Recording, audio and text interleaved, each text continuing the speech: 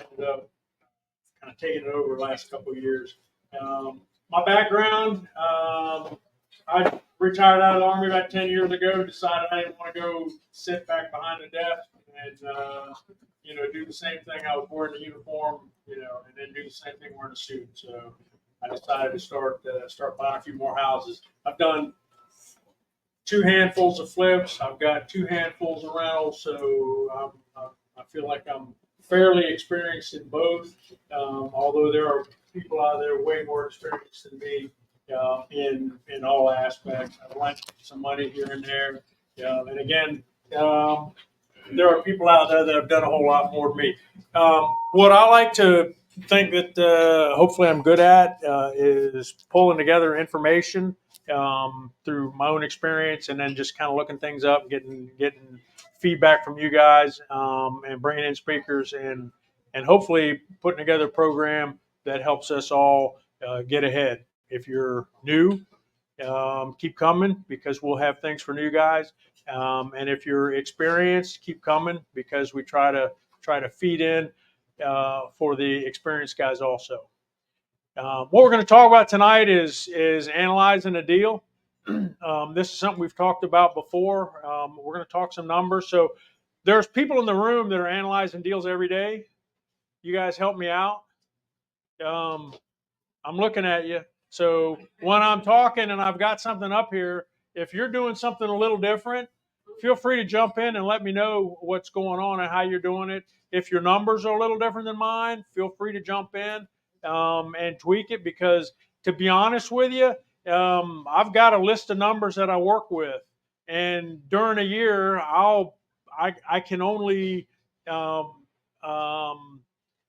I can only tweak the numbers that I've done that year. Like a roof. I did a roof just a while back, so I can give you what my number was for that and how it's worked. And the last time I did an AC was a year and a half ago, so my number on the AC might not be quite as close, as it would be today. But with everything we do, it's an estimate. You're never going to get perfect with the numbers. So as you listen to what I'm talking about tonight, just remember that it's really all about networking and talking to people that are around you, and building a network of people to help you figure things out when you're looking for deals. Okay, so let's get some administrative stuff out of the way. The next slide. This is us. We've got a Facebook group that some of you know about. For those of you that raised your hand tonight, I know we had a lot of new people tonight. Make sure you remember the Facebook group, because that is one of our methods of putting out meetings and things like that. Mom, can you see over there? Are you good? Are you sure you're good? You don't want to sit. You've been waiting 30 years for this. So if you want to sit in the seat right over here, I think we can find you a better seat. You like it right there? Okay. All right. That's kind of a tight spot, though. But if you're good, all right. If you can't see something, you let me know. I'll read it out for you. Okay. All right. And then we've got our meetup page. You can go to also, which is where we again, meetup is really scheduling these meetings, letting you know what's going to happen for the next month's meeting. The Facebook group is kind of our way of interacting with each other. Hey, how much does the roof cost? Hey, who's your best AC guy? Hey, help me out with this. And then the next thing is any presentations that we give you in here is our experiences, our experiences, our opinions, things that have worked for us. So do your own due diligence. Make sure that you're happy with whatever you're signing, whatever contract you're going to sign. Okay, next slide. Do me a favor. On your tables is a sign-in sheet.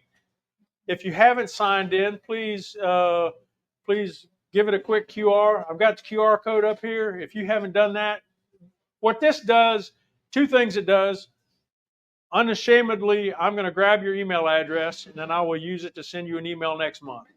I don't send a bunch of junk emails out. I send 1 or 2 a month. Correct? Right? Thank you, Narendra. And that is really just to get you guys to not forget the second Thursday of the month to come and hang with us and network. Okay.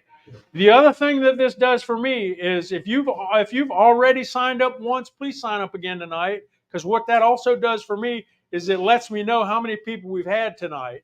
So when I go out there and I look for speakers, the first thing they ask me is, well, how many people can I expect to have, in the room that night? Because some speakers are not going to want to come for 2 people. But if I tell them that I consistently can put 40 people in a room, like we're pretty close to tonight, if I can consistently tell them I've got 40 people in a room, then I can get some quality speakers to come give quality information. You don't have to listen to me all the time.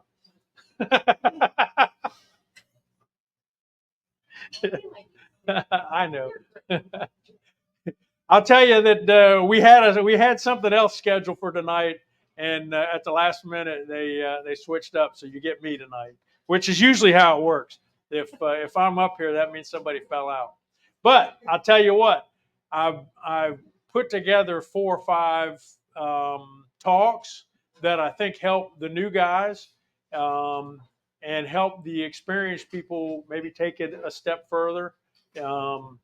In their and if anything, it causes us to have a conversation in the room.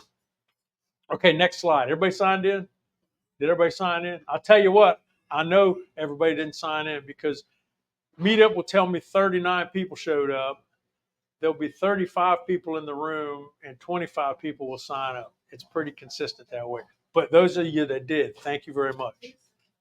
Okay, so all my flyers and all my cards that I handed out and letting everybody know that I'm looking to buy. I buy ugly houses. We buy houses. It finally worked. Somebody called me up and said, "Come look at my house." What do I do now? Okay, so you get in your car and you drive on over and you look at the house, right? Well, not really.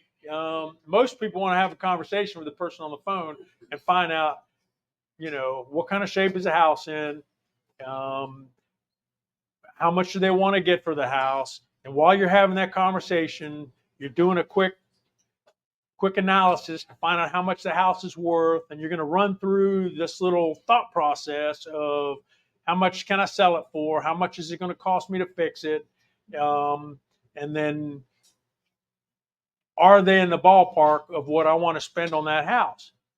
If they're in the ballpark on what they want to spend on the house, then we'll go take a look at the house. But you got to kind of know that deal analysis right off the bat, right in the very beginning, so that is it worth me getting up off of my chair, out from behind my computer to go look at this house? Now, I'm real bad about it. I look at almost any house you send me because I like to go analyze houses. And I spend a lot of time wasting money. There's people in the room that'll call me up and say, "Hey, I'm looking at a house." Okay, I'll be right there. I'm going to come look at this house with you. I'll do that. I mean, because for me, it's just fun. I don't know why. Yeah, it is. And you know what? It's yeah. You guys are my friends, really. I don't see you but once a month, but yeah, I don't see anybody else for the rest of the year. All right, so what do? I have a conversation. I get it under contract. Okay, so how do we do that? So this is kind of what we're going to talk about tonight. Rehabbing. We're going to talk about the basic deal analysis, the flip formula. We're going to talk about doing the ARVs. What's the value of the house through comparables? We're going to talk about what kind of what's a rule of thumb. If I've got a 1,200 square foot house, how much do I think it's going to cost to fix it up? Making an offer, inspecting it, scope of work, things like that, pricing out with contractors and subs, and then buy the house, start making money. Okay, so that's kind of where we're going to go through our talk tonight. Next slide. Rehabbing. Let's talk some processes and some numbers in tonight's thing, but realize that every day numbers are changing. 2020, what happened to the price of lumber? I mean, a $9 piece of OSB, $9 OSB that you put on your roof went to $65. and it's dropped. Oh, it's cheap now. It's 19. You know, it's $25. Yep. I mean, it's yeah. I think you're right. Yep. So prices change overnight. Prices change every day. They go up, they come down. They're commodities. So just make sure you're doing your due diligence. Make sure you're staying on top of everything that's going on. Make sure you're walking through Lowe's and seeing what things are costing. Um, so what affects rehab costs? Um, Location, California, you can't really just look something up on the internet and say, hey, what's a roof cost? Because California prices are different from Newport News prices. Virginia Beach prices are different from Hampton. You really got to kind of know your local market and how things are going. And then the companies that you're dealing with, some of these great big companies that do really good work. Total Home Improvement would be one that I would think of as a big company. Probably does great work, but they've got a lot of overhead because they got 5 people sitting behind desks, and the estimator goes out and looks at the project. He writes it up, and then he sends it back to an estimator behind the desk who estimates it out. What's it all going to cost? Then they send it over to another manager who, there's 4 or 5 people in that process that that help the quality, but cause the price to go up. So I like to work personally with smaller companies, which means I don't get fast service sometimes because I got one guy in a truck and he could be real busy. Make sure you got backups. But that affects cost, company size. Um, Licensed contractors will cost you a little bit more than a handyman will cost you.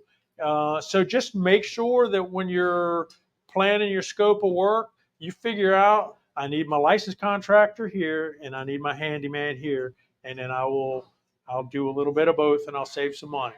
Yes, sir. Just wanted to add in there. I work for a few very big companies that are all over the U.S. Some big map companies that have a lot of overhead and they are really expensive. They have a good reputation sometimes too, but a lot of those companies still use the smaller companies as subcontractors. Correct. And then sometimes they look for the cheapest bid, but give you the highest price possible, so they can afford to fix it after the first guy makes that mistake. So some of the companies, like you said, they charge more, but they still use some of the smaller ones. They're still going to use the same guy. Yeah. And you just made a point that was thinking I had thought about a while back. Um, they've got a built-in warranty price. So if the guy messes it up, they can come back and fix it. So there's a markup for warranty work, which if they get away with it for 6 months or a year or whatever, then it's just profit they put in their pocket. But they know there are going to be things that get broken or don't get quite done to customer satisfaction. Yes, sir. One more thing. I don't want to interrupt you the whole No, time. no, you're good. This is a good talk for me. I also a smaller company that's trying to grow and open a multiple companies in the future. Um, God, God willing. But I still get warranty.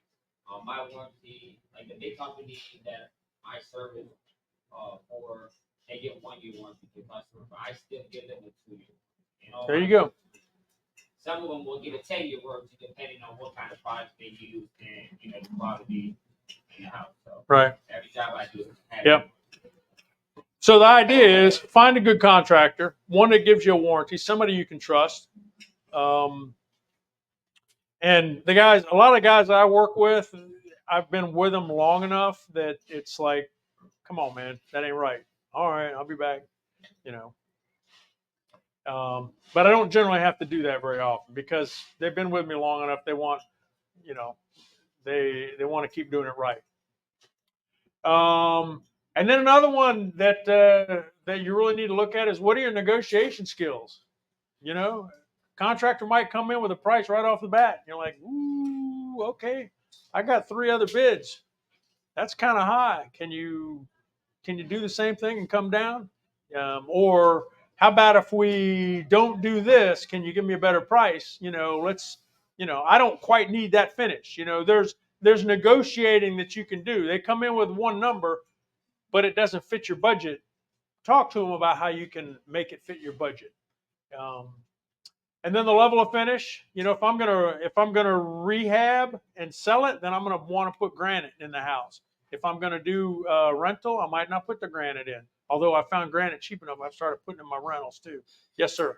I just wanted to mention on negotiation skills.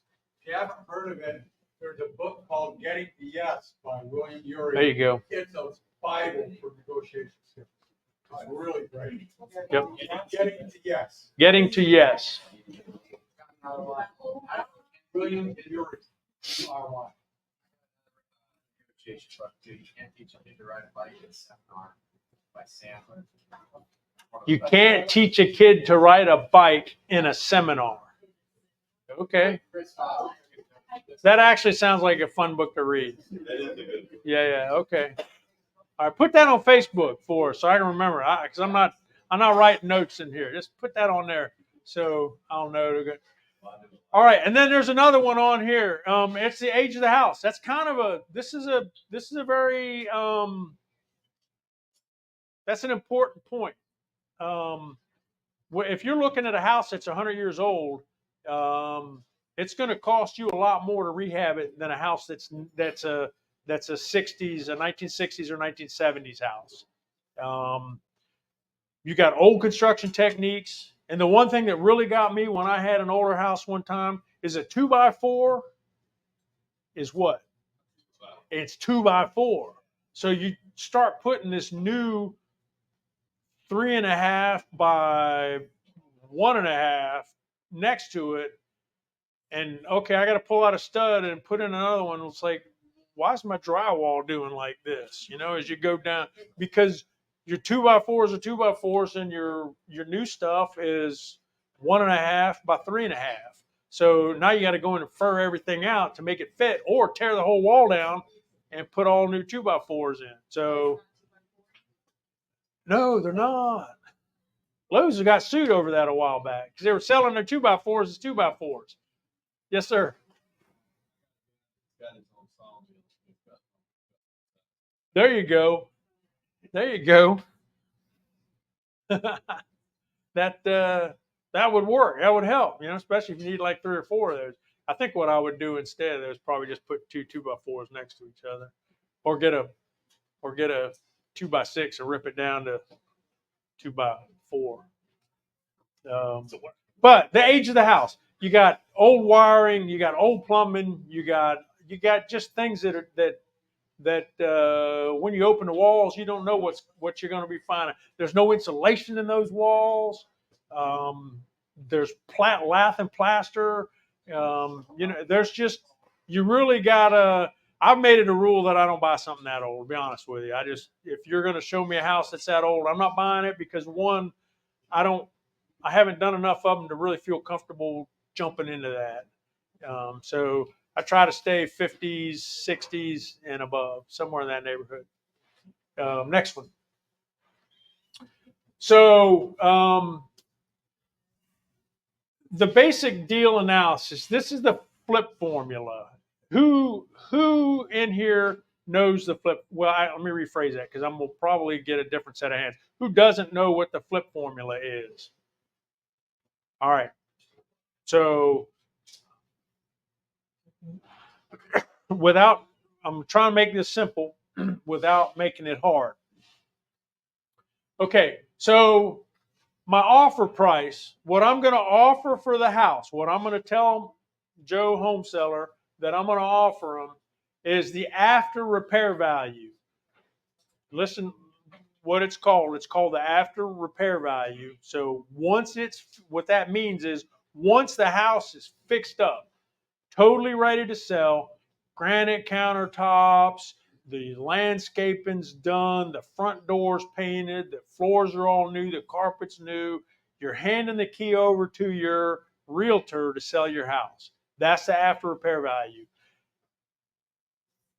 That's the number. That's one of the numbers that you've got to figure out when that person calls you and says, "Hey, I want you to buy my house." Okay, well, if I fix it up and I can get it to the point where it will sell really nice, what is my after repair value? What am I going to ask to sell a house for? Okay, so the after repair value minus what it's going to cost me to get it to that point. All those repairs that I have to do, the granite, the countertops, or the kitchen cabinets, the floors, the carpet, the paint, all that stuff that I'm going to bring my contractor in to do it for, what's that going to cost me? And then I have to subtract my quiet costs, all those, the insurance, taxes, anything, utilities, closing costs. Actually, the commissions and all that comes out of the 10% at the end. But yeah, any other costs that are not related to the uh, to the fix up or the quiet costs. Just think of it as insurance and utilities and taxes. Um, is now and your minimum profit. The easy way to do this is to use a formula, which is a max allowable offer, which is your ARV, same thing here, times 70.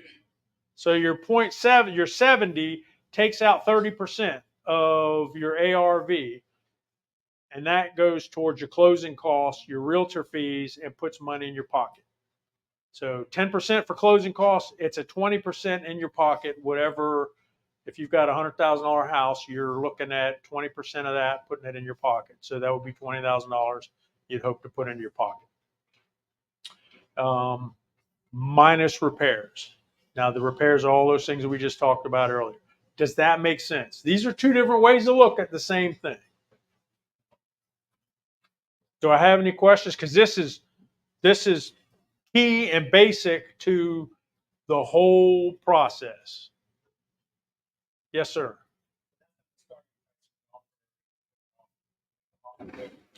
You can do that. This is your max allowable offer. Yes, sir. Good point.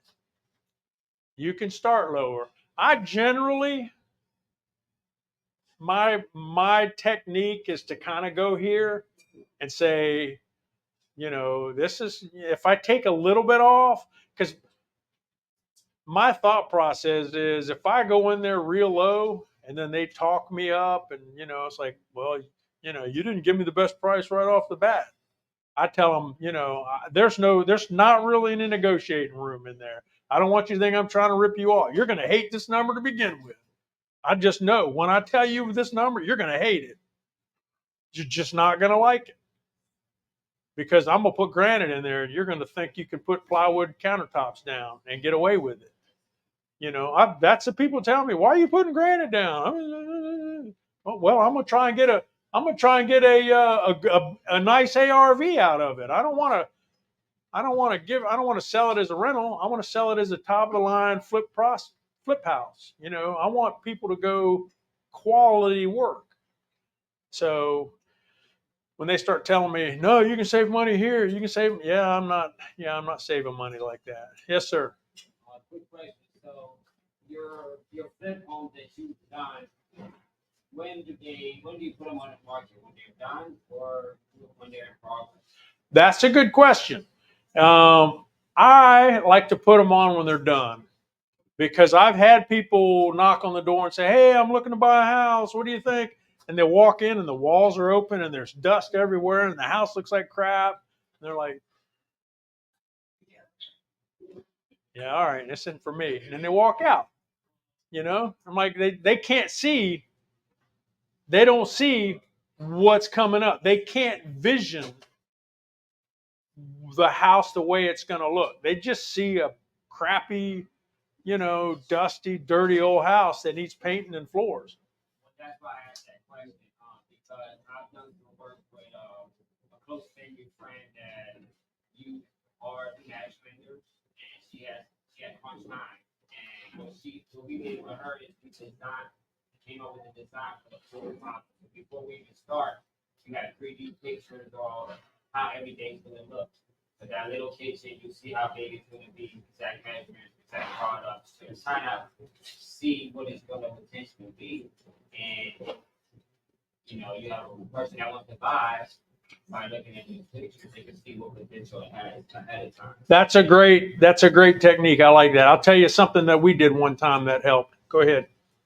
I was just gonna speak to that, because every house that I rehab, I've always had 5 to 10 people to show up out of the blue in the middle of the renovation, just to come in and take a look, or, oh, my mom's living down the street, she wants to buy it. It'd be wonderful if we had, I'm looking for software to be able to do that, to build software that Yeah, I have. put that vision on paper, that's free. We could definitely help you with that. We got great design. Yeah. Yeah. I like that, because we did one time. We had I was working with a realtor, and it wasn't my house, but we had a house that went up for sale, and there were people looking at it, and we were like, we didn't understand why the house wasn't selling, and so we decided, well, let's upgrade the countertops. Small thing, upgrade the countertop. So we went and figured out what countertop we were going to use. We had 2 little chunks of granite cut. We put it on top, and we said within 3 weeks this house is going to have these countertops made out of this granite, and that refrigerator is going to be changed. It's going to be changed to this right here. They had an offer in 2 days, and it had been sitting for a month trying to find people walking through, couldn't figure it out. Yes, sir. Another common technique is, if it's a big rehab, you might have someone that buys it and just immediately puts it on the market for full price, just hoping that someone's going to come along and Right. offer something in the middle. I personally would like just going into doing a major rehab. I like doing the big stuff, the HVAC, the roof, any structural stuff. I hate doing the floors and the paint and the light switch covers. I hate all that stuff. So I would be thrilled if someone came and bought a rehab in the middle. A prehab. Prehab, yeah. Right. So that is actually happened. One job we were working on that actually happened, and the guy came in and said, "How much you gonna ask for the house once it's all said and done?" Yeah. And the guy that bought that was living in the house said, "I'm gonna ask for this much, but I still owe all these guys." He said, "I'll pay those guys right now when you go home, and I'll give you your asking price." So he paid all of it, finished the job, and he gave a full price. And he paid out pretty good on that job. And it was because he had family down the street, and he just came back to state, and he really wanted to be close to his daughter. Right. Yeah, and it was in the right place, right time. Yeah, all the cars fell together. Okay, so formula. Anybody got any questions on the formula? How we're doing on that? So, real quick, this is something. It's something you need to write it down. And we got a question in the back. Go ahead. Actually, in the back. That in the back. I'm sorry. Yes, sir. There's a lot of talk about ARV when it comes to flipping houses. For those who are renovating properties and looking to buy and hold, this number is important because it will have you stuck. It will have you in a bind if you don't get these numbers right. When I do my analysis, I start with the lender. If I'm going to do a buy and hold, I'm going to refinance, I want to know who my lender is and what they lend at. That is the important number, because that number is going to be very important. Because if the lender says, listen, we're only going to give you 70% of the ARV, loan to value, you need to make sure your numbers are straight, because you don't want to get this house rehab and you can't refinance because you have to bring more money to the table than you anticipated. If that number is wrong and the lender's number is wrong, buy and hold investors, you won't be caught in a bind. You'll be selling your property to one of us for the short because you don't have enough money to refinance. Pay attention to this number, but again, start with the lender, because the lender is going to dictate whether you refinance or not. And depending on your credit, they may say, I've been in this situation. They say, yeah, we'll lend you 75% of the ARV. Yeah, well, we get to few weeks down the line, now they're saying they only need 65. Now what? So if you don't get your numbers right, you don't have enough space there, you're gonna find yourself on the bottom. I promise you, I've been in this situation. Is that a new sweatshirt? No, this is old. This is old. Okay. All right. All right. Yes, sir. On the ARV, I know you utilize the comps in the area. Yes, and we're gonna get to that here in a minute. Yeah. But in today's market, sometimes the comps aren't as reliable as they could be because you get into bid more and all of that. Remember this: comps are comps. Lenders are working off of comps. Lenders aren't going to lend you if they don't have comps to support the money that they're getting ready to give you. Appraisers work. Yeah, the appraiser is going to make the comps, but the lender is not going to lend you if he can't show that house comps out at a certain amount. It doesn't matter if the market's screaming up like this. They might go a little bit above it, but the lenders, the end lender is going to be looking at comps. Isn't that? I mean, Yeah, so like if you're getting a hard money loan, your hard money lender is gonna say this house isn't worth more than this. This is it. So if you're using hard money, you've kind of got a built-in protection already because they're gonna say no, and they're gonna shoot your deal down. But yeah, if you're gonna buy it, hold it, and if you're going to buy and hold it, if you're going to fix and flip, I know a lot of fix and flippers are like, my comps are here, but I can fix it up and I can sell it for here. I know I can sell it for here, and they're doing it. They're selling, but make sure if it doesn't comp here, you're still making money here.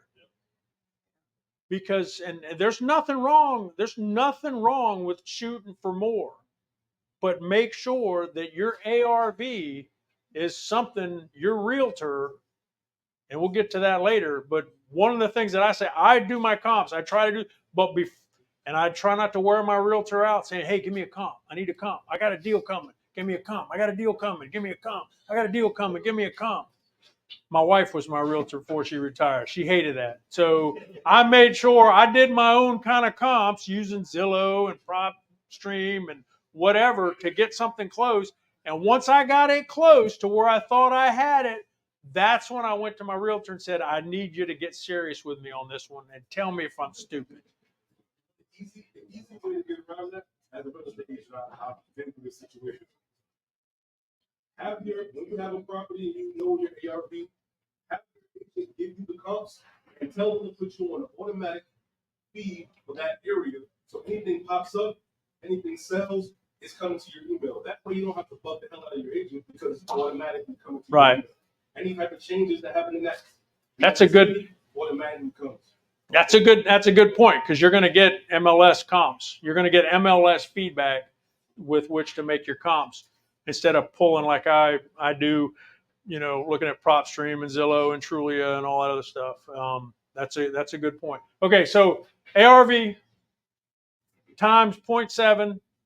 When the market's going the other way, it's times 0.65. If the market, right now the market's going up, so 7 works for us. If the market starts going the other way, it's 0.65 minus repairs. Important. That should be written down with everybody right now, because that's our starting point. Yes, ma'am. When you're talking about hard money, is there something? Hard money is that where, you got an investor, he's going to keep all of it. Hard. Oh, I didn't. They call it hard money because the collateral is a hard asset. They're not basing their collateral on your ability to pay it. They're basing the collateral on the hard asset. What is that house worth right now? And they're going to do this. And that hard, whatever the house is worth is probably about this max allowable offer. It's not your ARV. It's not your repair cost. It's going to be here. That's a hard money because they know if you don't make the payment on that asset, they're just going to take it back. and they're not going to be out of money. So hard money is because they have a hard asset that they can collateralize it with. Where you can make money, wholesale, they just offer us the money just for. Hard money, you have to put. For hard money lender, at least the ones that we work with, you have to put a percentage of the money, like 15-20% of however much money you. Yeah. That's That's a whole nother night of discussion on money though. But yes. Okay, so they're gonna your hard money guy is gonna loan you based on a max allowable offer. Okay, next slide. All right, I don't know what's going on up top. Go backwards one. Okay, after repair value, we already talked about this. You're going to do your comps? Here's how you do your comps. You go find 10 houses that are very similar to the one that you're trying to sell or you're trying to buy that you know you're going to try to sell. 10 houses in the same general area, in the same general age, in the same general size that have sold in the same general time frame. You don't want something that sold 5 years ago. You don't want something that's twice as big. You don't want something that was built in 1900 when you've got a 1960s house. You want them to be very similar. So within 500 square feet, within 10 years of each other, same sort of layout. If you've got two houses right next to each other in one of them cookie cutter neighborhoods that are exactly the same, 3-bedroom, one bath, one garage, 3-bedroom, 1 bath, 1 garage. This one sold last month. There's your comp right there. Okay, now the closest you can get to that, okay, there's 2 houses down. And the further and further away you get, the less and less of a comp it becomes. And the further and further away it comes in size and location and all that. So use what you have for your initial look. Again, like I told you earlier, Zillow, Realtor.com, Trulia, PropStream. Those are things that I use because I'm not a realtor. But again, I do that. I try to get to where I'm at, where I think I am. And before I pull the trigger, I always get my realtor to do an MLS search and give me her comps so that I know that I'm not completely off. Yes, sir. How many comps do you need to get a fixed average, or is it just what you can find within radius? Okay, you realtors in the room, if you've got 3 in the same neighborhood and they're very close, they're very similar. If you've got 3 that meet these requirements within 500 square feet, within 10 years in the same neighborhood, then you're probably really good. When you start not like you can't find something in the same neighborhood, the same size, and you have to start going out, then you really want to start, adding more houses or, but if you can get 3 that meet all the requirements, then you're probably pretty close. And your realtor knows that. They'll do it for you. Just whatever you do, don't buy a house without getting a realtor involved, at least to give you the comps. So make friends with a realtor. And the other one is if they give you a comp, you should feel some loyalty to bring them in on the sale at the end. Whatever you do, don't wear your realtor out. Say, hey, give me comps, give me comps, give me comps, give me comps. Hey, will you sell my house for me? Not only are you gonna not get comps next time, but you're probably not gonna get somebody to pick up the phone. Yes, sir. So you can use homes that's on the market at that particular time, that's in the neighborhood. They have not sold yet. You don't know what they're going to sell for, so they have to have been sold. Always now, they can influence you, but I would not use it as a comp. What you got, Chris? One of the things we're looking at our comps, our sold is where we get our value, and our actives is where we estimate the time on market for your back end. So Okay. if it's sitting on the market 2 or 3 months in this neighborhood, we make sure we let you know, hey, look out for this on the back end. But if every single active property is under contract contingent, we would let you know, hey, we would expect balance.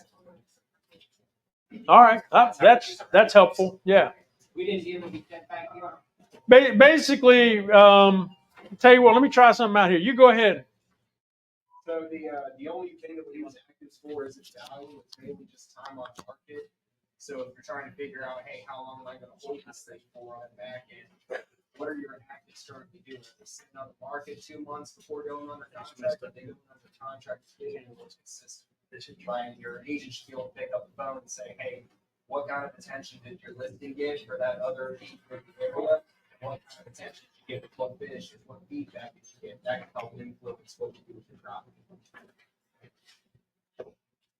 That leads back to the point that you asked about pre-listing. This is not ready yet, but we're looking at time of month.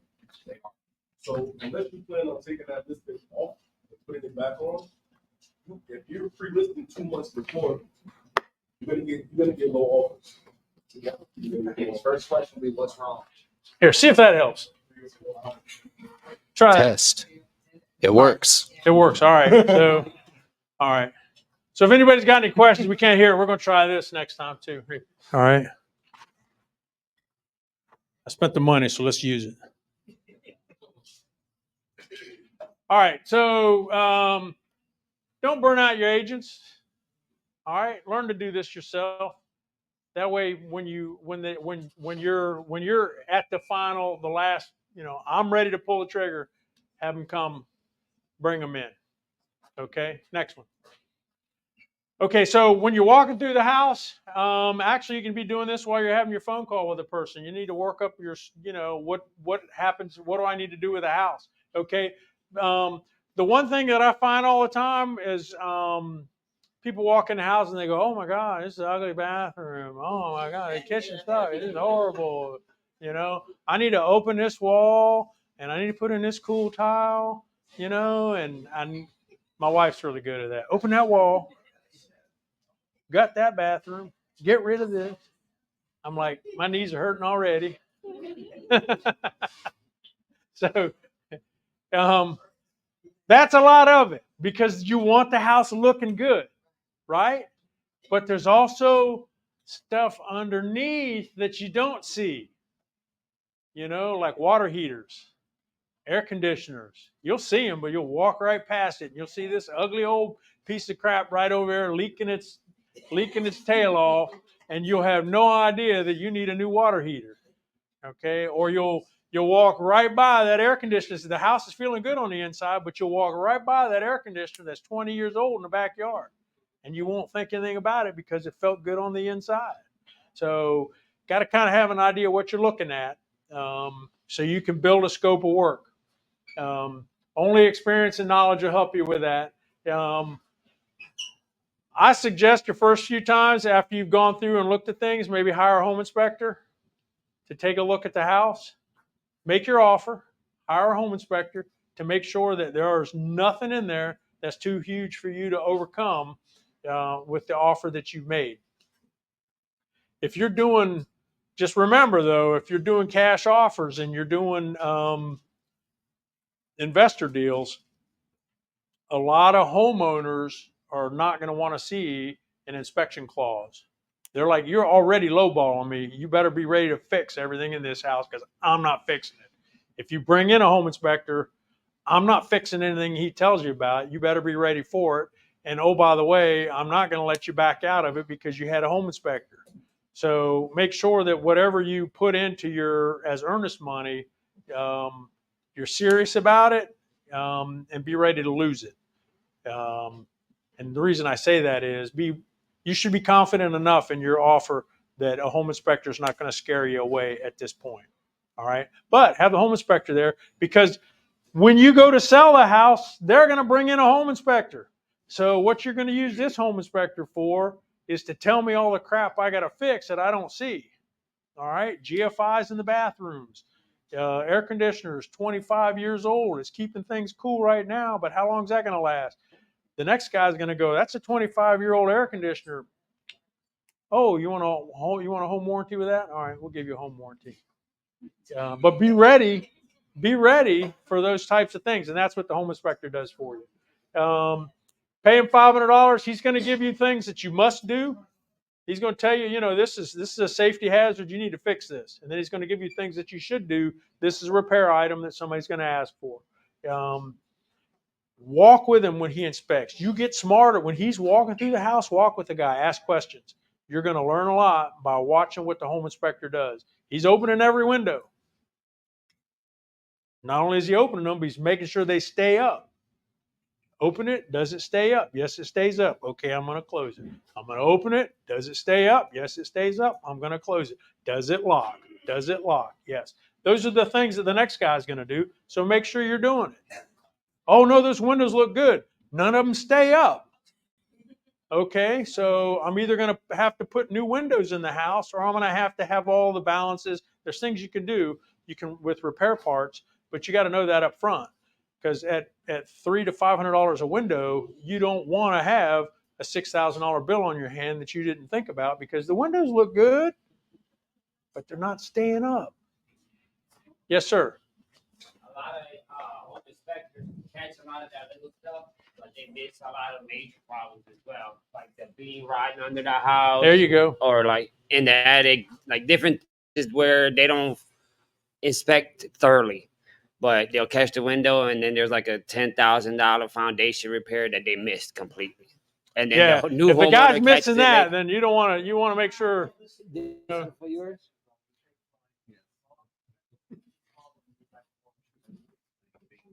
Down inspection. Sorry. Most home inspectors, most home inspectors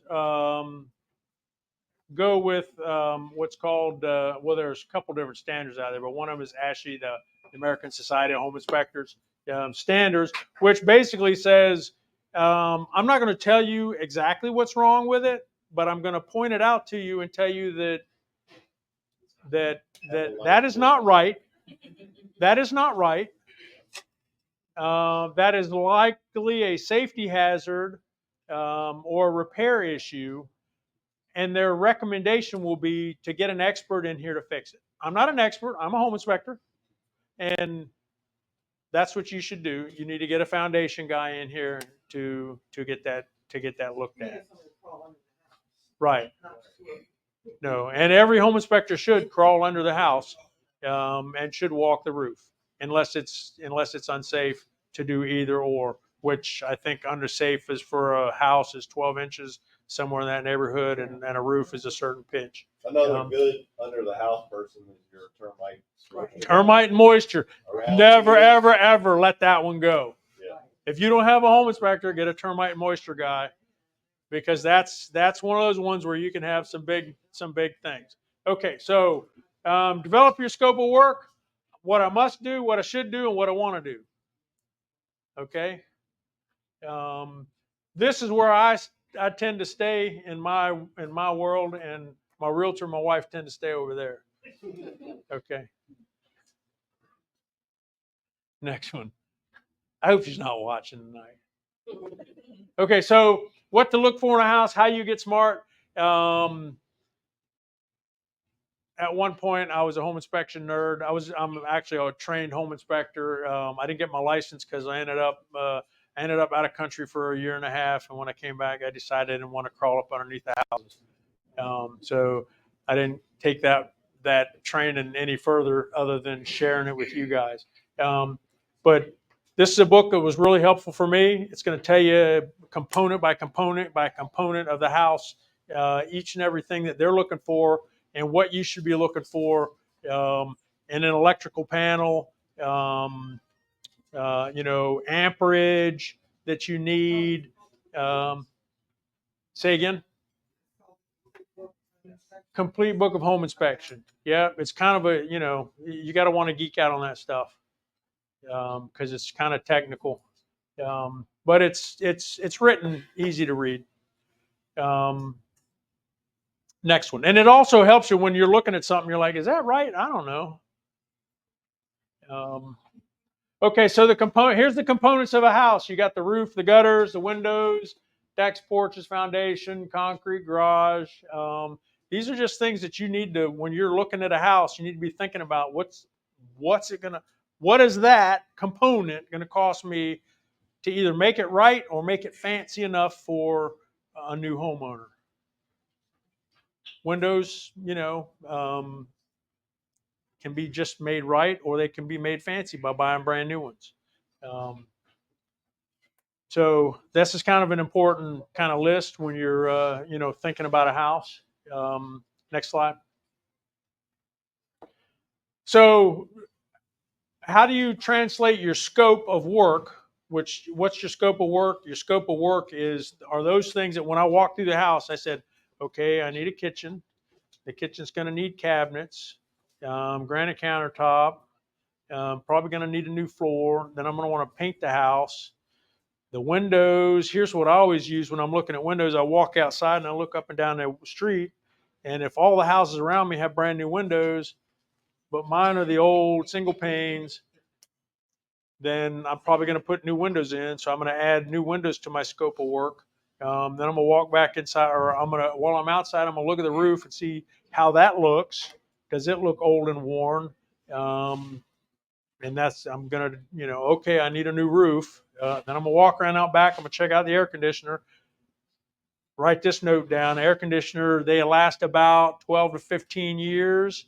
And the way you find out the age of the air conditioner is to look at the serial number and then look up online how that manufacturer writes the age of manufacturer into your air conditioner. So it's kind of a complicated process, but go look at the serial number. Carrier, it's a Carrier thing. Then I'm going to go to Carrier. And they're going to tell me that the fifth and sixth letter, or the fifth and sixth number, are the year that the air conditioner was made. And then I know, oh, okay, that's 10 years old. That should be good. I should be able to fix that, not replace it. So there's several different ways to figure out, take your scope of work and turn it into numbers. One of them is a rule of thumb. The other one's to hire a contractor, and then the other one is to do it yourself. So next one. So the rule of thumb, now this is where I need help from you guys that are doing this every day to help me out, because these are numbers that I'm using, but could be tweaked. If I've got a house that I'm just basically doing clean out, paint, and carpet, on the top of my head, $15 to $20 a square foot. Is that too much? Nope. Say again? That house doesn't really exist. No, it doesn't exist, but that's where I'm starting. If grandma tells me that actually we did 3 last year, we got real lucky when we found them, but there's some paint and carpets out there. Not really. But if you got something that's really light rehab work, it's $15 to $20. You're probably looking more than $30 to $40 a square foot for rehab costs. Are we? It's hard to do anything that seem about right? 30,000 anyway. I agree. I agree. But if I'm looking at a 1,000 square foot house, 1,000 to 1,500 square foot house, and I'm thinking without any major components, I don't need a roof, I don't need an air conditioner, I just need kitchens and baths and floors and paint. I'm looking at probably $30 to $40 a square foot to make it happen. Is that about right? That's $30,000, $40,000. Is that about right? Yeah, that's about right. Everybody, I mean, I'm looking for feedback here. I don't. It's hard to say you don't have.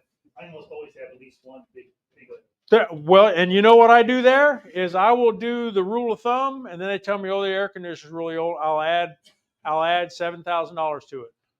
So I go my $30 a square foot. It's 1,000 square foot house, $30,000. Oh, it needs an air conditioner, so $37,000. It needs a roof. Okay, so what's my roof number? I forget what my roof number is right now. Yeah. Say again. I said like 65 to 85. Yeah, exactly. That for total numbers. But there's also, I had it figured out the other day. Price per square foot, which roofers, if you go square foot and you call a roofer, they're going to go, we don't deal in foot, we deal in yards. You know, we're doing squares. We're doing squares. Your carpet guy goes square yards. So, but I like to do square foot because it kind of keeps everything the same. And I could put my square in my formula sheet. I put my square foot of the house, 1,500, in one place, and then it populates about 4 different answers down below. Because my painting is $2.50 per square foot of the house. And my painter's pretty good about that. If I got a 1,500 square foot house, he's going to charge me $3,500 to paint it. It's about 225 to 230 a square right now. Okay. I just put a roof on like 3 months ago.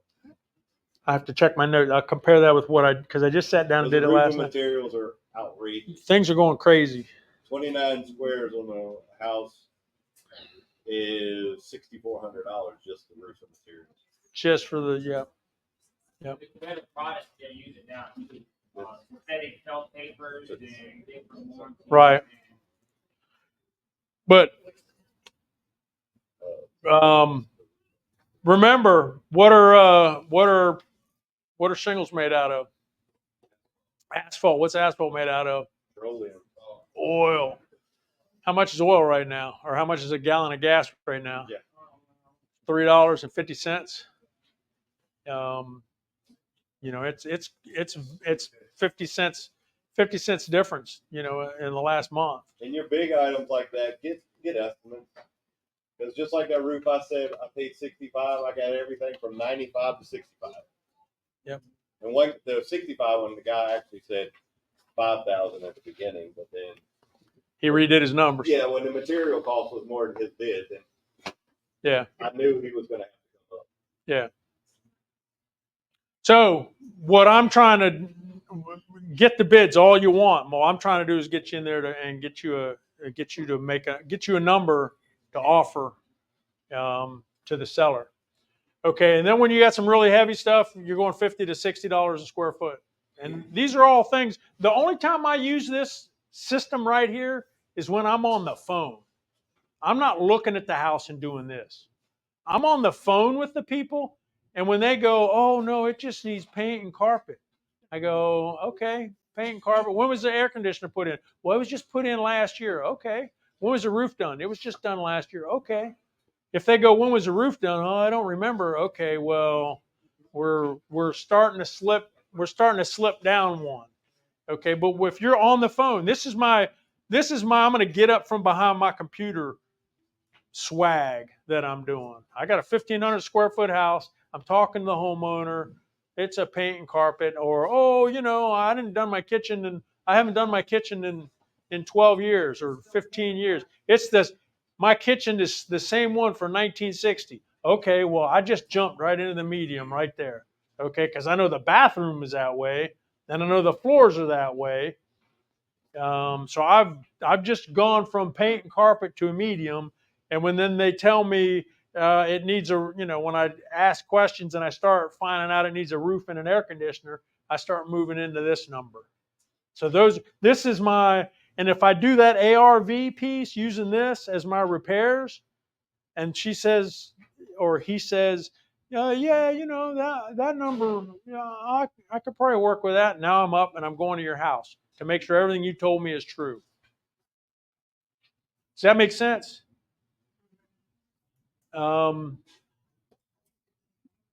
Next, let's go to the next slide. All right, so how do I determine, once I get there and I've got my scope of work, how do I determine what my improvement costs are, my actual improvement costs? I'm not going to know my actual until I'm done, but how do I get closer to being at a better spot? Well, one of them is I can hire a professional, licensed and experienced contractor to come in and look at that stuff for me and tell me, if you want to do this, this is what it's going to cost you. Now, he's going to need a couple days on the back end because he's not going to want to spitball a number at you because you're going to hold him to it. And the other one is be ready to pay that guy because he's going to spend time and money that he's not doing other projects for to come do this. So many times I see it on websites all the time. Hey, who wants to come look at a rehab for me and tell me what it's going to cost? I need a licensed contractor to come do that for me. very few are going to jump up and do that. If they do, they don't have a lot of work too. And then if they do, be willing to pay them so they'll come back and do it again for you. You might not get the house, but if you give them $200, $300, then it'll work. Now, if you get a guy that you've done 20 deals with and he's rehabbed 20 houses for you, the guy's going to be right there helping you out. And he'll do it for free because he knows you're not BSing around. He knows you're buying houses and he knows you're using him to fix his stuff. But if you're just doing it one off, be ready to pay the guy. All right. And I'm serious. Hire a contractor, have him come, hire a home inspector, and then hire a contractor, have him come in and tell you, and be ready to spend a little bit of money. But don't spend money on something you're not ready to pull the trigger on, or you haven't already pulled the trigger on. Now, the other way to do it, one way is to hire one contractor. The other one is to get individual quotes from carpenters, plumbers, electricians, flooring, painters, handyman, everybody you need to make this stuff work. This is a slow process. This is something you do. Actually, both of these are something you do once you've already got the house under contract, and you're really just kind of waiting for the house to close. This is you tweaking your numbers at the end, making sure, okay, I've got a $50,000 budget. How am I going to make it work? Well, $50,000 is not buying that floor; it's going to buy this floor. Or $50,000 is not going to buy this tile; it's going to buy this linoleum, something like that. Next one. One thing that I have been doing is every time I do a repair, I write down what it cost me. And so I've got a spreadsheet where I keep track of what things are costing me. And for example, it costs $7 to $10 a square foot to lay tile. Say again. Yeah, nobody's doing tile anymore unless you're doing the, like a bathtub or something like that, or a bathroom floor or somewhere in that neighborhood. But yeah, a lot of people are doing that luxury vinyl. I mean, that stuff's, and I think that's what you can get that down for $5 a square foot. What I like to do is I like to walk through Lowe's because you can find out what material cost is, and every now and then they got something laid out that, hey, we'll lay your luxury vinyl tile for $2.48. So they're telling you what it's going to cost you to do something like that. And whenever, call your plumber up. I called my carpet guy the other day and said, what's it cost, for carpet for square foot? And he said, I don't do square foot. I do square yard. Okay, tell me what square yard is. And then I'll divide by 9 or I'll multiply by 9. Don't divide, multiply by 9. So then I got it worked out. All right. Don't forget to add 5% on the end of that oh no. That's not what I call it really, but I'm in a public forum, so it's my oh no. All right, next one. All right, see, $2.79. I can get my luxury vinyl tile laid for $2.79. And if I look right over here, I can buy my luxury vinyl for $2.49. So what's that work out to? 2 and 2 is 4, 40, 70. What's that? 550? 528. There's the engineer right there. I do math in public. He can do it. All right. So in Lowe's they've got it laid out for you. All right. Next one. This is the stuff that I've been putting in my bathrooms and kitchens lately. Now this is not the $249 a square foot, but it's $479. It's a little bit more, but it looks like tile, and that's some heavy duty stuff, and it seems to be doing well for me. It hurts me every time I buy it because it's like, man, I could be putting that in for $279, and I'm gonna pay $4 something for this. That's why I don't put it in big areas, but kitchens and baths, it's working out real well for me. What is that?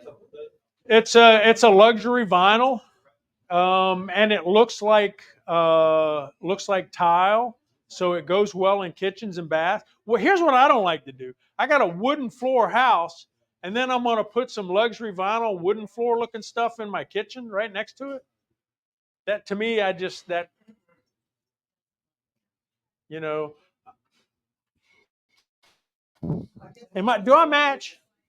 Do I match? My wife wasn't there when I left my house tonight. So I had a blue shirt on and I said, this doesn't match. So I'm wearing something different.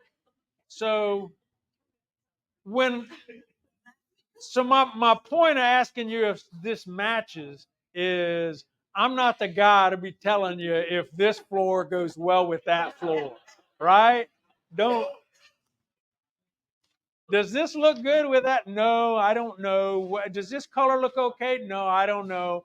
I'm going to make a stab at it, and then I'm going to bring it home, and I'm going to get told what the right answer is. Okay? So, am I okay? Yeah. All right. You did good. I had a blue shirt on, and then I said, that blue doesn't go real good with the brown. Would blue go? I mean, it's got a little bit of blue in it. But okay. All right, next one. I don't know. Maybe I was okay to begin with. Okay, is that the same? Oh, I know what it was. You know why I did that? Go back one. Because I wanted to show you the inventory of the Home Depot stuff, okay, in between there. So now I'm back down here. Ask your contractors. They'll tell you what the stuff costs. My plumber told me one time it's $300 to $400 a fixture plus parts. Now, that $300 to $400 a fixture plus parts is it's a new build price. So I'm plumbing in all the sewer, the water lines. I've got to install a tub. I've got to do all. This is a new bathroom. This is not a rehab. The bathroom that's already there. But that's what they're generally charging. What's up, Nancy? Question. When you do a floor, these are two types. One is the laminate, one is the LVP, and the press wise, the LVP is much expensive. So I have a rental property and then I install as a laminate. Guess what? They put the kind of water, so they will split. Uh huh. So I asked the contractor how much cost for the repair. He says if you want to do the LVP, it's $7,000. So what do you do on the rental property? You use LVP or the laminate? Get another. My rental properties are mostly wood floor. In the kitchen area, I'm putting that stuff I just showed you. The LVP. That's what I'm putting in my kitchens nowadays.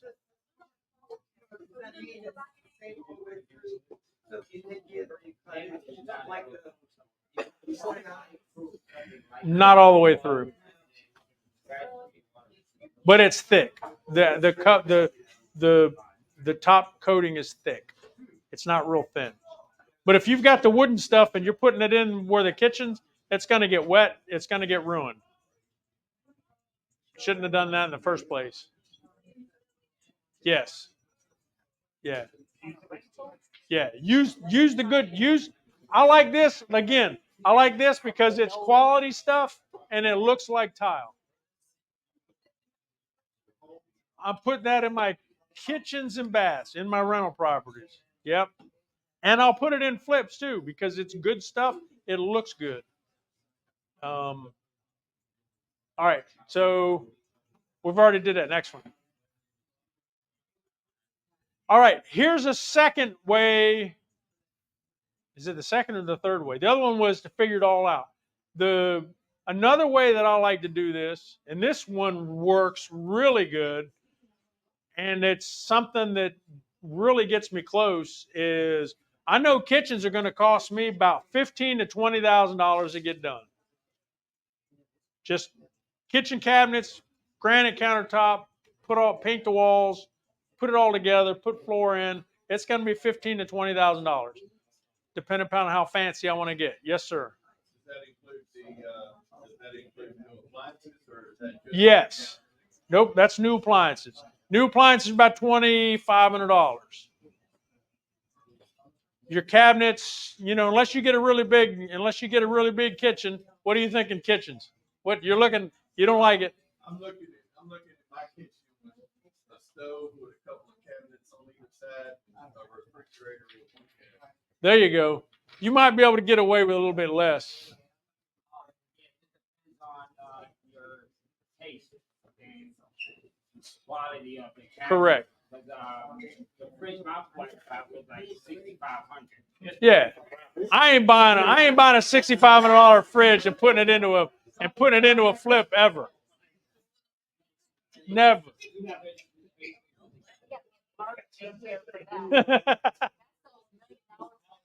Well, there you go. If I do $1 million flip, I'll put one of those in. All right. So I can do a kitchen for $15,000 to $20,000. I can do a bathroom for about $5,000. My floors are carpeted about $3.25 a square, or $3.25 a square foot. Tile is $10 to $15 a square foot. My paint's $2 to $3 a square foot. If I take this and I walk into any house, I can do the inside of the house. That's not doing my roof. That's not doing that's not doing HVAC. That's not doing a water heater. That's not doing any major plumbing changes or anything like this. But I do right there. I can walk in and go 20, 25, 2,000 square foot house. So 6, 25, 31. Carpet, 3, let's just say 5. So what's 5 times 2? That's $10,000 for the floors. So 10, 20, 30, 40, 5, right? Is that? So I just figured out right there, just walking through a house, and I did it off the top of my head, $45,000 to do this house. Now, walk outside, air conditioner's bad. All right, so there's 6. I got a roof that's bad. There's 8. Probably. But I'm trying to think. My 1,200 square foot house was 7. So yeah, you're probably right. Yep. Okay, so this right here, if you work the numbers, you can do what's called by room. I like that because I can walk in the room and go, and I got it. I can literally, with about 5 different components, say this is what it's going to cost me to rehab a house. Next one. Now, there's other things that you don't know about, and that's where you keep a whole another little notebook. Foundation issues, windows, things like that. Other inspections you're going to need, if your home inspection says foundation, chimney, electrical, HVAC, termite and moisture. Let's talk about that. I would never buy a house without termite and moisture, especially in this area here, because a house can look really good, and once you get up underneath the house, you'll find out that the walls are ate up with termites. And the one thing I'll tell you, and I might have a termite and moisture guy here in the next couple months. Those guys are magic at finding termites. It's like, dude, how did you see that? This whole wall's ate up by termites. No, it's not. Yes, it is. They'll be tapping on a wall and go, watch this.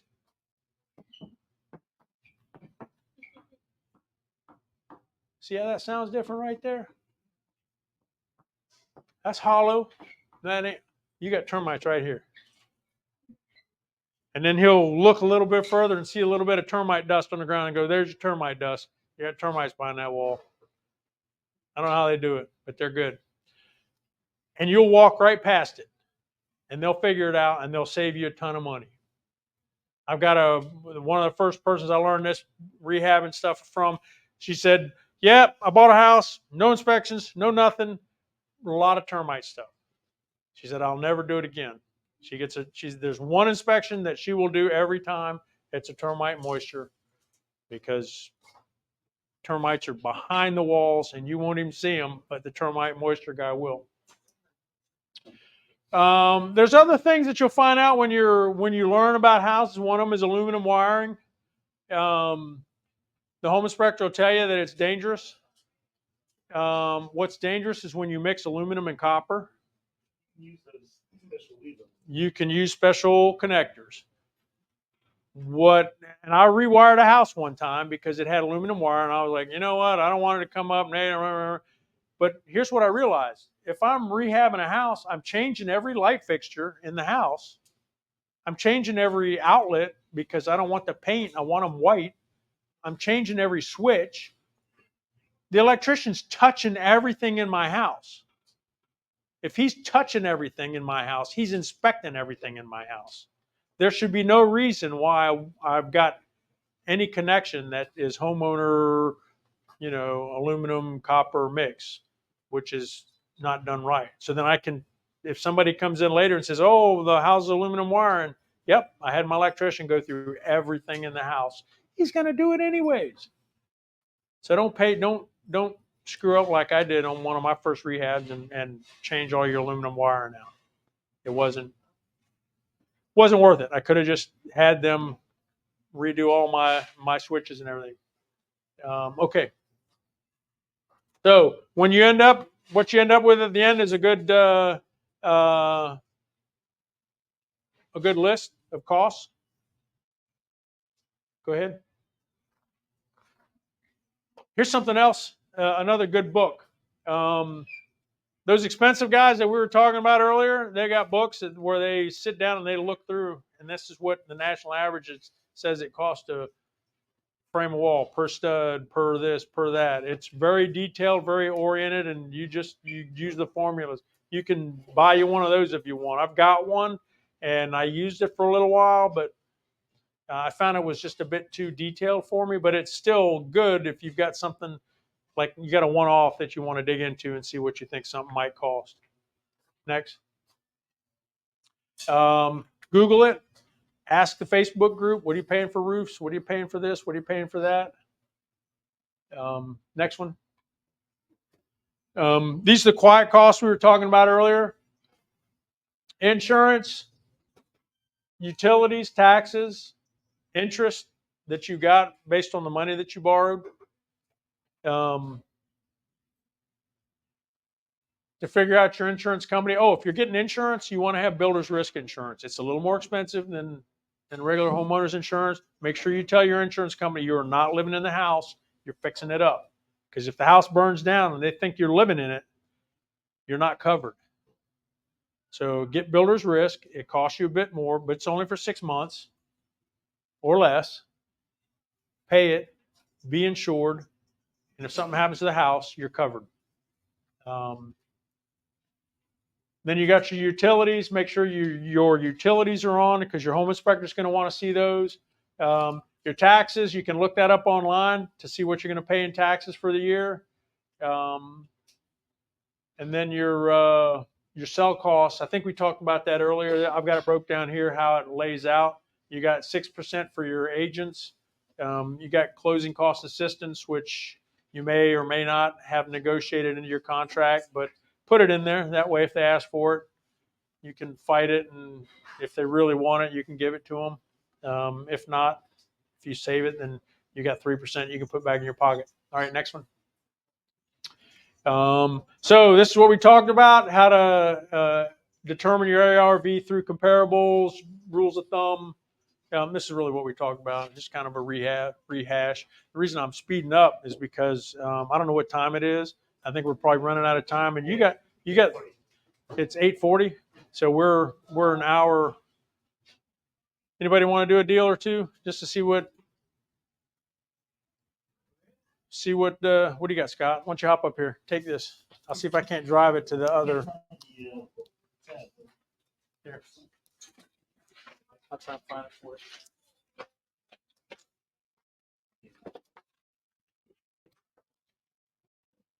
Yeah, well, students, I'm Scott, Pennsylvania.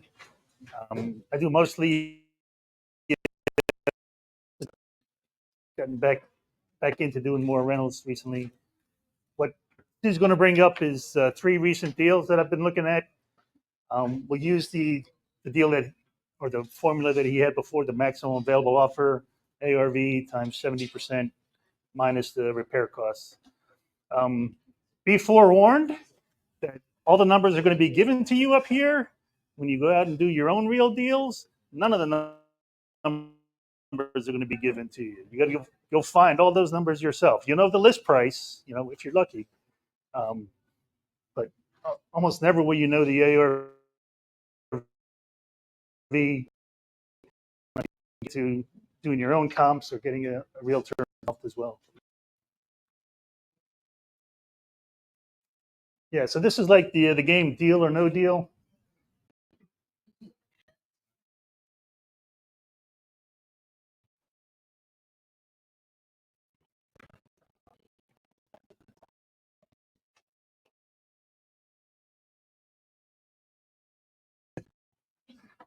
why Scott is the tech guy. You're not any better than me. Why is this doing this? All right. All right. So the first deal I'm just want to look at, 3-bed, 2-bath, about 1,500 square feet. This one happens to be in Hampton. The ML list price was $97,900, 12 days on the market. I look at the houses around the area. They're selling the same size, the same square foot, and bed and bath combo, 260 to 280. So just looking at those top 4 things, is it worth something that's looking at? Yeah. What Stu was saying, the 70% formula, that's a great formula. What I also often do is I bump that down to 60% to even just screen out.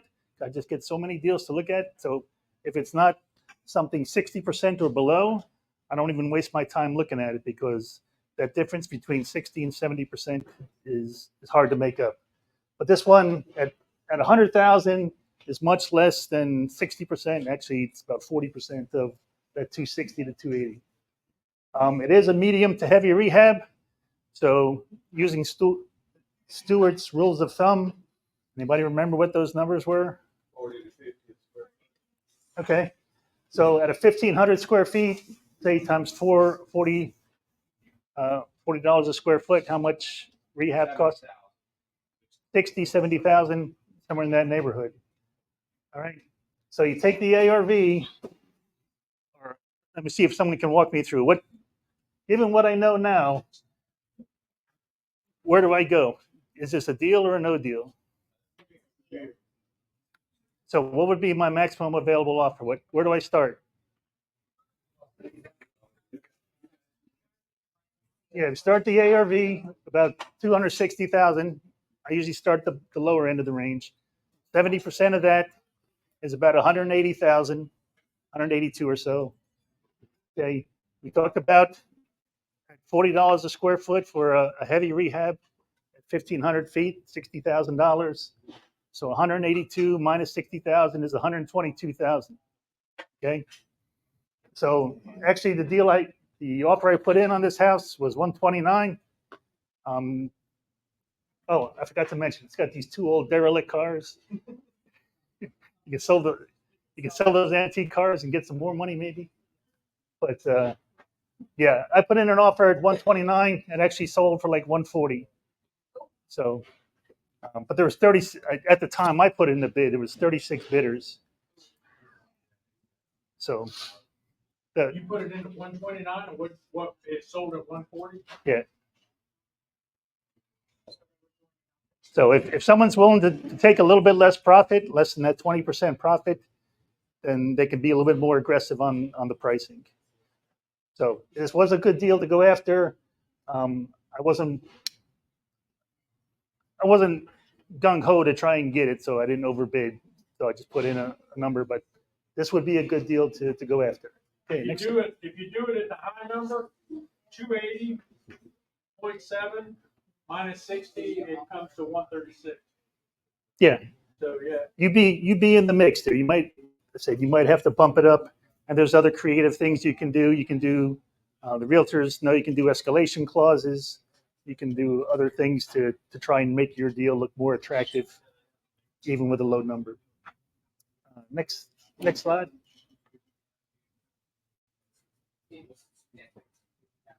Okay, this is another sub-2 house in Hampton. Purchase price was, they were asking $320 for it. The balance of the mortgage was $294, almost $300. It's got a favorable interest rate, 2.8 interest rate left on it. PITI, principal, interest, taxes, and insurance, meaning how much you're spending on that mortgage monthly, is about $1,580. There's also some solar panels on the roof. I don't know if you can see those, but those solar panels are another $150 a month. with a $15,000 remaining on that contract. One of the things that's a little difficult is this had what's called a $56,000 entry fee. Means on top of that balance of 294, we would have had to pay $56,000. This is blast from wholesaler. I'm sorry? This is blast from wholesaler. This is from a wholesaler, yeah. Not mine. It looks familiar. I mean, from one aspect, it looks good. It's got 2.8% interest. It's got $1,580 that you're spending on the mortgage, but you can make $2,200 to $2,300 a month. You get positive cash flow. What could go wrong? There's $56,000. Why is that $56,000 a problem? And you're gonna exceed the ARV. Right. So that $56,000 gets added to the 294, and that's you're already in for $350 on a house that's really only worth about $320. And oh, by the way, this little thing over here, this $15,000 remaining on the solar panels. Yeah, that's an addition. That's somebody is tagging you for that $15,000 more. So that's about you'd be $365,000 in on a house worth $320. So you got to do your due diligence, even though someone had brought up the book, How to Get to Yes. You did, sir. Yes, thank you. What can I do if I really want this house? What can I do to try and make this a better deal? Cut the entry fee. So that's a big one. I can only cut the entry fee so much because the house is $36,000 in arrears, but it's about $20,000 in assignment fees to the wholesaler and to the agent. And I said, well, you guys ain't getting $20,000 a piece. So. Short selling is another good option. Yep. Well, the other one is, I mean, the homeowner probably wouldn't get that. Balance 294 and they're 36 arrears. Right. Sounds like there's. I mean, there's places to negotiate. There's things you can negotiate. This one would be very tough to really get under contract, and eventually, this one we just said no, thank you, and went on to the next one. But we did try to get. They actually did come down on the fees, and we tried to negotiate what's left on the solar, but at the end, it just didn't make any sense. Next slide.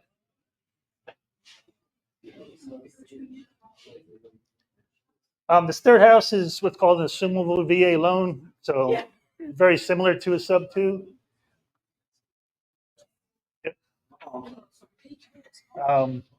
Purchase price $380. It's a 3.3 with about 2,400 square feet. The balance on the mortgage is $348.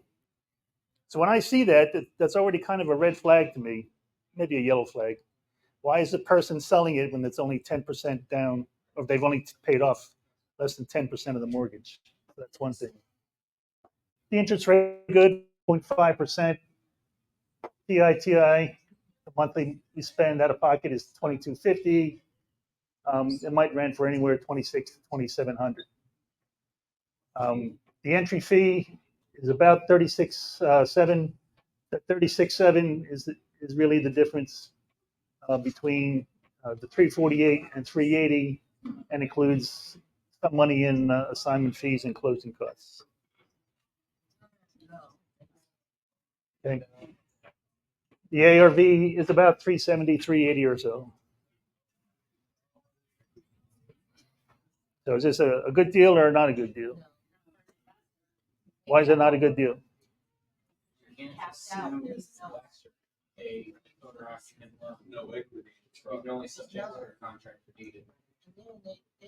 can't assume it. This one is. Can you assume your loan is an adjuster? I have a VA eligibility, so I can't do it. Yeah. No, you don't. You have to qualify the same way as your original buyer. This is how all my. Yes, that's true. You have to qualify the same way as the original buyer. Listen. You say no, it's not a good deal. Why is it not a good deal? Well, because there's not enough meat on it. It's like behind right next to right next to and for the market rent. Right.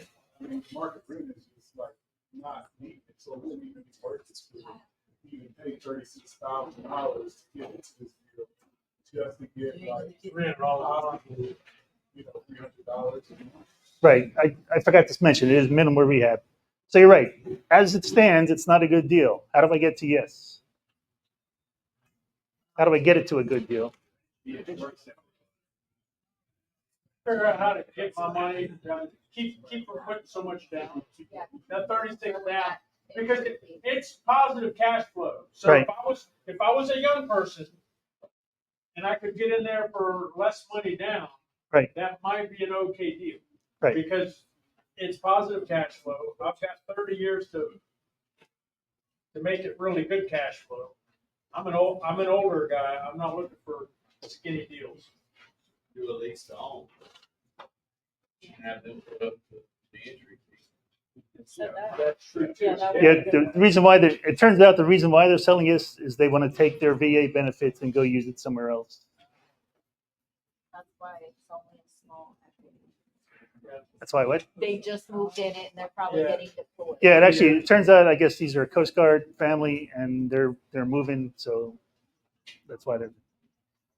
But yeah, so this one is kind of borderline. It depends. Are you doing this as a quick flip or are you doing this as a long term?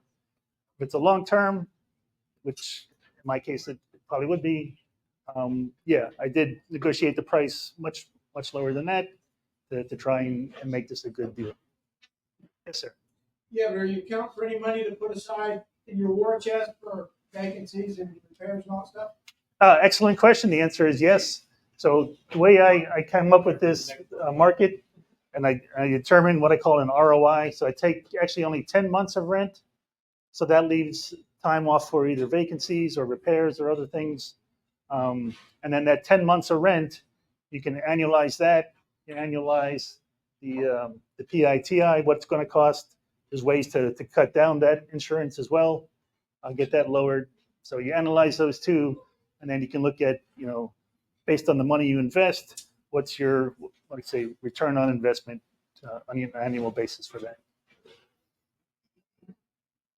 I like that idea for return on investment. Because at $30,000, if you make $300 a month, that's about a 10% return on investment. Right. Not too shabby. If you put every nickel of that away and you don't have any major expenses in the next, Right. you can raise rents again. Right. So when you look at this deal, and that's one of the things that made this attractive to me, it starts off at, it's a $36,000 entry fee. You get that down to around 10 or 15,000, and you're making $300 a month. That's about $4,000, $5,000 a year, depending where you're at. So you're making 50% return on investment. You've only invested $10,000. You're making back $5,000 a year. Plus, the renter is actually paying down your mortgage, so you're building up equity. Plus, the house is going up, pick a number, 2%, 3% a year on the total ARV for the house. So you're getting another, $10,000 a year just in value for the house. So you're making money, I said, positive cash flow. You're making money in paying down the mortgage and building equity, and you're making money on the total value of that asset.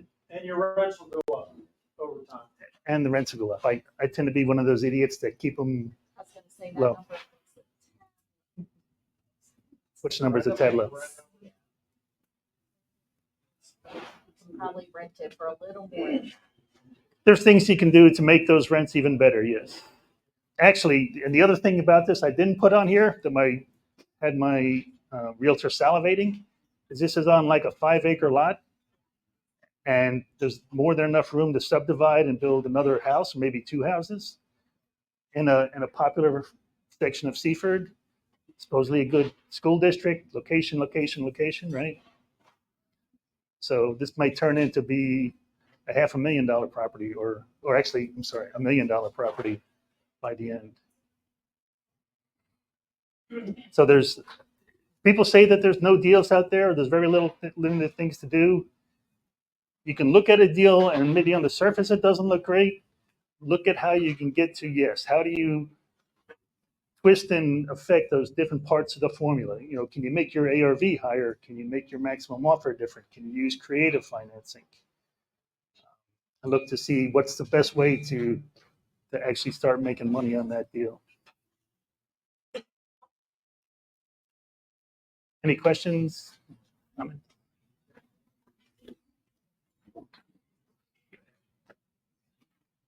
So what about, like, how would you handle fire damage? Like, a house with fire damage, is that something you stay away from? We just had a house. That's going to be a question for this guy right here. Me, I stay away from fire damage. I run. But if you own it and then it catches on fire, then you got to deal with fire damage. No, I mean, if you're looking at a deal. Yeah, I stay away from that because I don't know that much about it. I mean, yeah. It's basically a full. If it's a pretty bad, there's one an investor list that I got sent the other week, or this week, I guess. And it's basically a full bill. If you have I had a house that one wall burnt and really didn't have much damage. They pulled the whole garage sheetrock off, then sheetrock off, and repainted the whole house, changed the whole unit, AC unit. The cost of what the contract was $130,000. Yeah, that's crazy, isn't it? I was across the street. I've got a house that it was a rental and I was rehabbing it, putting new tenants in it. And across the street, I noticed a lot of work was going on. And I went over and talked to the guy one day, it's another little story. I'll tell you about that. So we're talking in the street one day. He says, yeah, I had, those little plastic things you put on top of in your microwave, you put on top of your food to keep it from splattering all over the microwave. The one my son doesn't know anything about. So he microwaved something. He did something in the microwave. He took it out and he put it on the stove. And then he grabbed his food and he went in the other room and was having dinner. Well, he forgot he had the stove on. That plastic thing caught on fire. And he caught it quick enough that it didn't burn anything in the kitchen, but that plastic thing smoked up the whole house. So he had to throw every piece of furniture in his house out. He had to take every carpet in his house out. He had to paint every square inch of his house. He had to take every inch of blown in insulation in his attic out. What else did he have to do? For this one plastic, and he threw all his appliances out. It's a full gut pretty much if you got a pretty big fire. It's considered a no build. Well, you can do it. It's just got to be a full gut. You got to take it all the way down to the studs. Then you got to spray the studs with this paint to cover them. After the house I just had in Portsmouth, look in the roof when you go by. We didn't look in the roof, and apparently the roof had caught on fire at some point, and we had a lot of fire damage, so we had to fix all that. But see, you didn't smell it. So no. that was just structural stuff. The structural. That was just structural stuff. But you have to spray. That's what brought me to it. You have to spray stuff over that. Smoked area is what. Once you take it out, it gets really expensive. Yeah, and we're running out of time. They're going to start running us out of here in a minute. Stay away from smoke if you're new. Stay away from the fire damage if you're new. Let me rephrase that. Think about it real hard if you're new, because that's an area that can get a $30,000 rehab can go to $130,000 real easy, just because of what they've got to do to clean the house up. All right, so We had termite moisture next month. I may renegotiate with my termite moisture people to do it on a different month because we've got somebody coming in from the city of Hampton to talk about some projects that they've got going. We're still working out. I'll get it out on Facebook. You are a housing counselor, is that correct, for the city of Hampton? Okay. Is there? Let's you and I talk after this and see if there's something that might be useful for this group that you can give us. Because I think that anything in housing, the redevelopment of housing is a real good. There's all kinds of information in there that would be useful to a group like this looking to buy, in the city of Hampton or whatever. Okay, so hopefully you guys all got something out of this, especially if you're new. The big one is, what is it? ARV times 0.7 minus repair costs, correct? Yep, and that will get you what you need to do. The big part is, if you're like me, the biggest part is trying to figure out what those repair costs are and being comfortable with that. All right, so stick around, network. Anybody knows me? Where am I going next? Ice cream. To the bar. That's probably close too. All right, thanks for coming, guys.